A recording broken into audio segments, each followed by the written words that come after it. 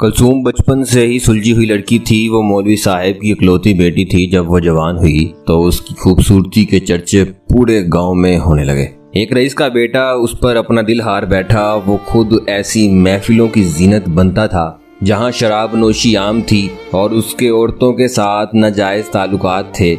जब उसे उसके दोस्त ने पूछा, तुम तो एक रंगीन मिजाज आदमी हो, फिर तुम्हें क्यों इमाम मस्जिद की बेटी पसंद आ गई? उसने जवाब दिया कि ये सब चीजें तो मैं दिल बहलाने के लिए करता हूँ, अगर उनको मैं अपने घर की जीनत नहीं बना सकता। उसके दोस्त ने कहा कि अगर तुम उस लड़की को अपनाना चाहते हो तो फिर तुझे ये सब छोड़ना पड़ेगा। ये सुनकर रईस के बेटे को गुस्सा आ गया। उसने कहा कि मेरे मामलात में बोलने की जरूरत नहीं है, मैं वही करूंगा जो मेरा दिल करेगा। उसका दोस्त उसी के खर्चे पर पल रहा था। उसने दिल में सोचा कि ये तो अकल का अंधा है, अगर मैं इसे नाराज कर बैठा तो मेरा खर्चा पानी बंद हो जाएगा। उसने रईस के बेटे से कहा कि यार मैं तो मजाक कर रहा था, तुम बिल्कुल ठीक बात कर रहे हो। रईस के बेटे ने अपनी माँ को इमाम मस्जिद के घर भेजा ताकि उसके रिश्ते की बात कर सकें।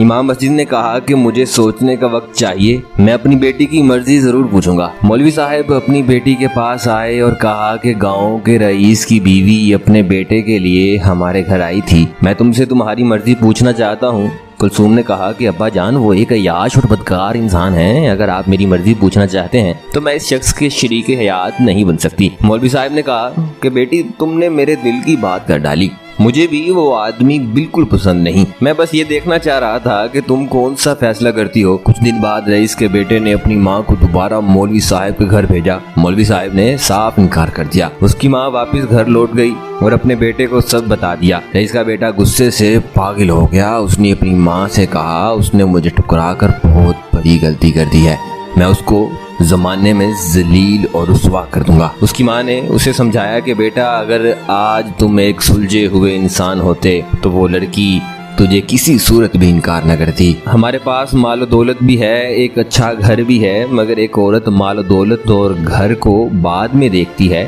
पहले यही देखती है कि वो आदमी कैसा है जो उसका हमसफर होगा। रईस के बेटे को अपनी माँ पर भी बहुत गुस्सा आया।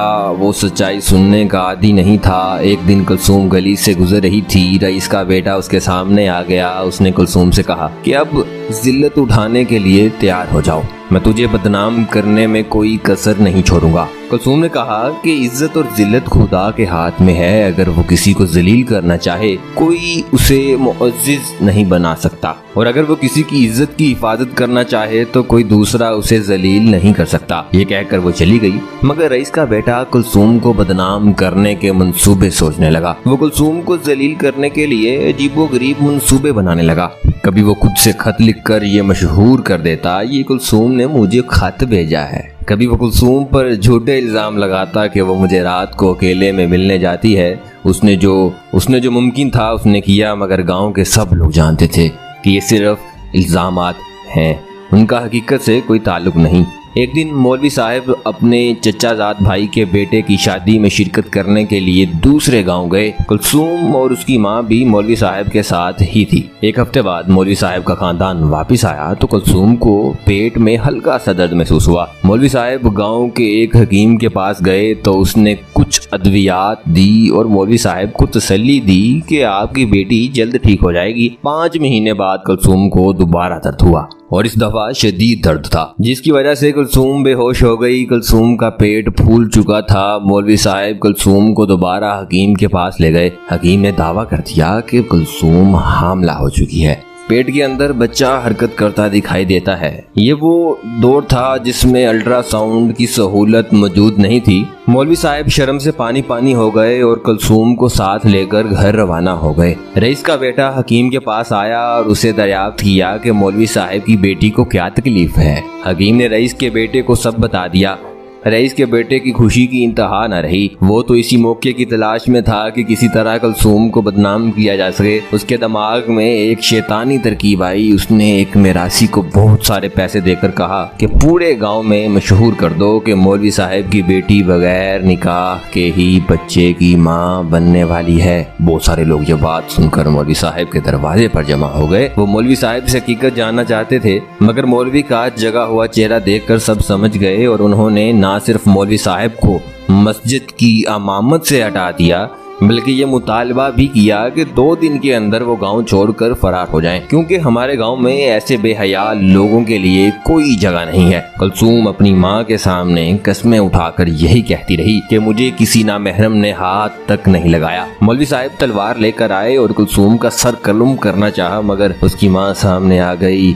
उसने कहा कि मैं ये साबित करूंगी कि मेरी बेटी बेकसूर है। कुलसूम की माँ ने एक हकीम का नाम सुना था जो दानाई में बहुत शोहरत रखता था। वो दोनों कुलसूम को उसके पास ले गए। हकीम ने देखा कि कुलसूम का पेट फूला हुआ था और पेट के अंदर हरकत भी थी। उसने कमरे में कुत्ता ज़िबा किया और दूसरे कमरे में बकरा ज़िबा कर दिया। उसने बकरे का गोश्त मौलवी साहब की बीवी और कुलसूम की दावत के बाद हकीम ने कुलसूम से पूछा कि तुमने बगैर बर्तन के कहीं से पानी पिया था? कुलसूम ने बताया कि हम एक दिन शादी पर जा रहे थे, मुझे सख्त प्यास लगी तो मैंने एक नहर से चुल्लू भरकर पानी पी लिया था।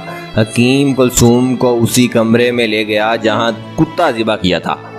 कुलसूम ने कराहट भरे लहजे में कहा कि कुत्ते को किस लिए ज़िबा किया गया? हकीम ने कहा कि तुम्हारा इलाज इसी वक्त मुमकिन था जब तुमको कुत्ते का गोश्त खिलाया जाता। तुमने अभी जो गोश्त खाया है वो कुत्ते का ही था। कुलसूम ने जैसे ही ये सुना तो उसका जी मतलाने लगा। उसे एक जोरदार के आई। इससे पहले बहुत सा पानी निकला, उसके बाद बहुत बड़ा मेंढक निकला। मौलवी साहब ने हकीम से पूछा कि क्या मामला है? हकीम ने बताया कि कुलसूम ने नहर से जो पानी पिया था उस पानी में एक छोटा सा मेंढक जो उस वक्त टैडपोल की शक्ल में था वो पेट में ही परवरिश पाता रहा और जब वो बड़ा हो गया तो पेट फूल गया, बिल्कुल इसी तरह जैसे एक औरत उम्मीद से हो। उसके बाद पूरे गांव वालों को भी हकीकत का पता चला तो मौलवी साहब से माफ़ी मांगने लगे और उसके घर आए। अगर इस वाक़ये के बाद मौलवी साहब पूरी ज़िंदगी अपनी बेटी से माफ़ी मांगते रहे कि बेटी मुझे माफ़ कर देना, मैंने तुम्हारे किरदार पर शक किया था और हकीकत में मैं गलत था।